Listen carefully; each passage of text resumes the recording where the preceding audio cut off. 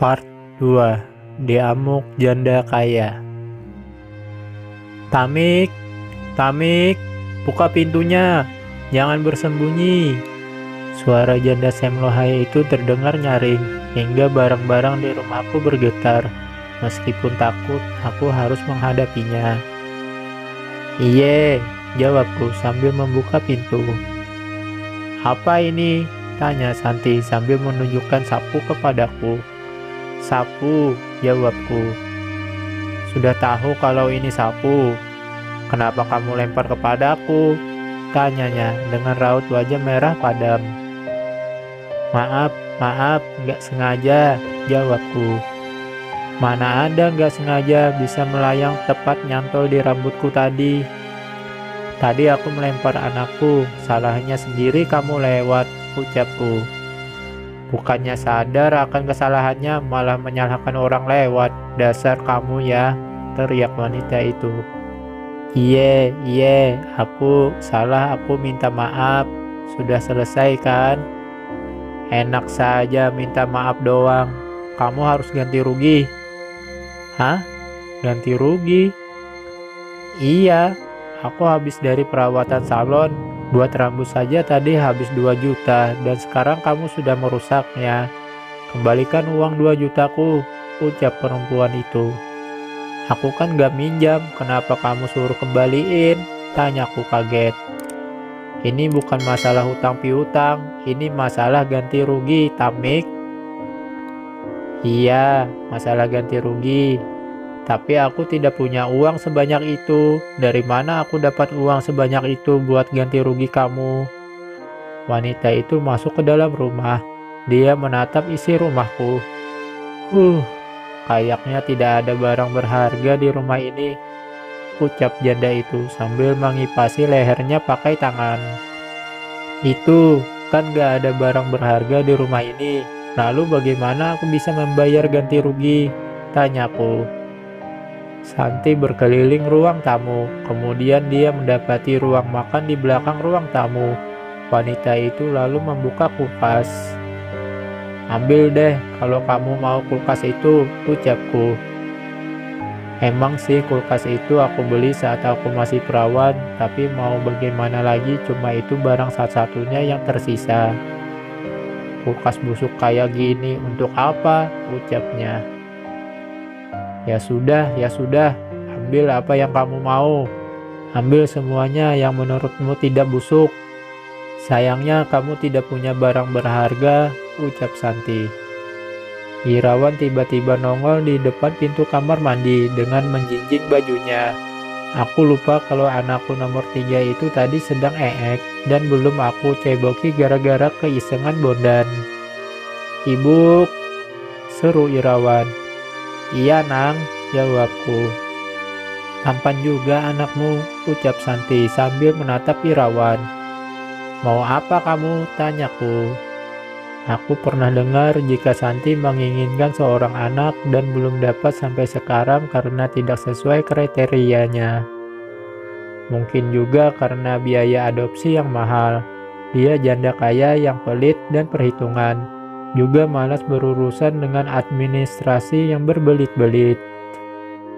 Kalau kamu tidak bisa ganti rugi, kamu bisa berikan anakmu yang ganteng ini kepadaku, ucap wanita itu sambil mendekati Irawan. Enak saja ambil-ambil anak orang gara-gara tenggol rambut dikit. Berharga sekali rambutmu sampai mau ditukar dengan anakku yang 9 bulan 9 hari aku kandung, ucapku sambil melotot. Aku mengajak Irawan kembali ke toilet untuk membersihkan kotorannya. Baiklah kalau begitu cepat ganti rugi, ucap Santi. Aku tidak punya uang, jawabku. Kalau begitu aku ambil anakmu yang ini sebagai jaminan. Kalau kamu punya uang, kamu bisa mengambilnya kembali, ucap Santi sambil menyeret Irawan yang belum aku ceboki keluar dari kamar mandi. Enak saja, tidak bisa, teriakku. Aku mencoba menghalangi Santi untuk membawa Irawan. Aku tarik anak ketigaku tersebut agar lepas dari tangan janda kaya nan pelit itu. Aku tidak akan menyakiti anakmu, tenang saja, ucapnya. Ini bukan masalah sakit menyakiti, tapi kamu mau membawanya tanpa izinku, ucapku. Iya, karena kamu tidak mampu bayar ganti rugi, jawabnya. Akan aku bayar, tegasku. Baiklah, kapan? Tanya wanita angkuh itu. Nanti malam kamu bisa datang lagi kemari, ucapku. Aku tidak akan membiarkan orang lain membawa buah hatiku begitu saja. Santi tidak pernah merasakan bagaimana rasanya 9 bulan 9 hari mengandung, tiba-tiba seenak jidatnya sendiri ingin membawa Irawan dari ibunya. Seenaknya saja. Dia pikir punya anak semudah bikin perkedel. Baiklah, nanti malam aku kemari, ucap perempuan itu. Sekilas aku melihat dia tersenyum penuh kemenangan sambil melempar pandangnya ke arah Irawan. Tampaknya dia yakin bila bisa mendapatkan anak ketigaku itu. Sepeninggalnya janda kaya itu, tubuhku lemas. Aku segera mencari kursi untuk bersandar sambil menompang anak bungsuku. Ibu, ceboki, mohon Irawan. Aku abaikan permintaan Irawan.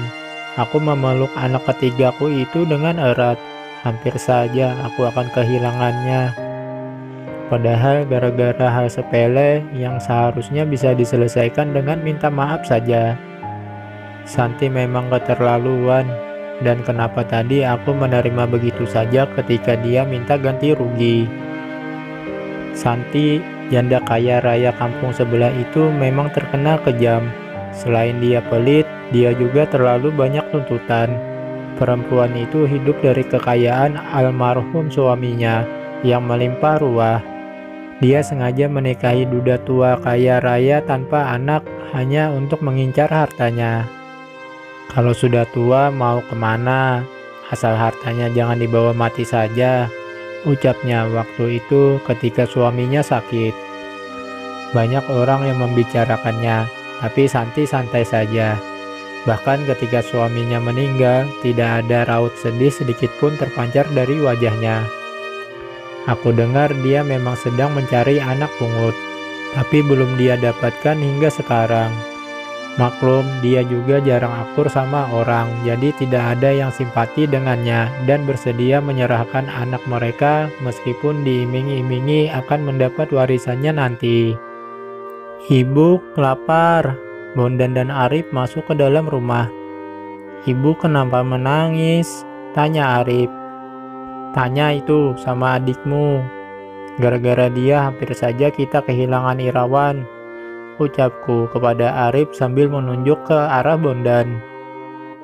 Bondan yang aku jadikan tersangka hanya cengar-cengir. Tak sedikit pun dia merasa bersalah dengan perbuatannya tadi.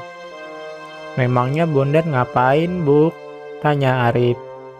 Dia ngomong sama ibu kalau kamu tadi main petasan. Benar kamu main petasan? Tanyaku. Anu. Berarti benar kamu main petasan? Tebakku. Aku tahu jika Arif berbeda dengan Bondan. Dia sama sekali tidak bisa berbohong jika aku tanya. Tapi Arif kan mainnya tidak di sini, Bu. Arif tadi main petasan di lapangan bola, ucap Arif. Sama saja Arif, yang namanya petasan baik di lapangan ataupun di mana saja ya berbahaya, ucapku. Arif diam saja, dia selalu menerima jika aku marahi. Entah mengapa kalau sama Arif aku tidak tega memukulnya, tapi kalau dengan Bondan aku gampang sekali emosi dan ringan tangan. Arif anak pertamaku yang umurnya 8 tahun itu selalu diam bila aku sedang marah. Meskipun dia akan mengulangi kesalahannya dengan main petasan kembali, setidaknya Arif tidak membuat tensiku naik ke ubun-ubun. Sedangkan Bondan yang usianya 2 tahun lebih muda daripada Arif, dia cenderung pemberontak.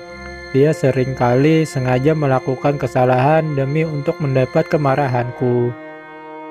Akibat kesalahan yang selalu diulang-ulang itu pula, Bondan kerap kali aku sakiti meskipun sebenarnya aku menyesal setelah melakukannya. "Ibu, makan," ucap Bondan. Bila anak-anakku minta makan, emosiku yang awalnya membara seketika reda. Aku ambil uang 10.000 sisa yang aku berikan kepada Saka tadi. "Ini uang 10.000, kamu belikan kecap dan kerupuk. Kerupuknya nanti sebiji-sebiji biar bisa buat makan untuk nanti sore sisanya," titahku kepada Arif. "Ibu tidak masak?" tanya anak sulungku tersebut. "Tidak, uang ibu habis gara-gara itu adikmu," ucapku sambil menunjuk Bondan lagi. "Pokoknya hari ini ibu tidak masak. Jika kalian nakal tiap hari hanya akan makan kerupuk sama kecap saja." Arif tidak berani protes. Dia keluar untuk membeli kecap dan kerupuk ke warung. "Ibu jajan," mohon Bondan. "Hari ini tidak ada uang jajan," ucapku. "Ya, ibu pelit," ucap Bondan. "Apa kamu bilang?" tanyaku sambil melotot. "Tidak, Bondan tidak bilang apa-apa," elak Bondan. Aku beranjak ke rak piring untuk mengambil 5 buah sendok dan piring. Kemudian berjalan ke meja makan. Aku buka tudung saji dan mengisi ke-5 piring tersebut dengan nasi putih. Bondan dan Irawan mengambil jatahnya satu-satu untuk mereka bawa di depan televisi. Kebiasaan anak-anakku adalah bila makan sambil nonton televisi. Kebiasaan yang ditularkan oleh ayah mereka. Aku buka isolasi yang menutupi stop kontak untuk menyalakan televisi.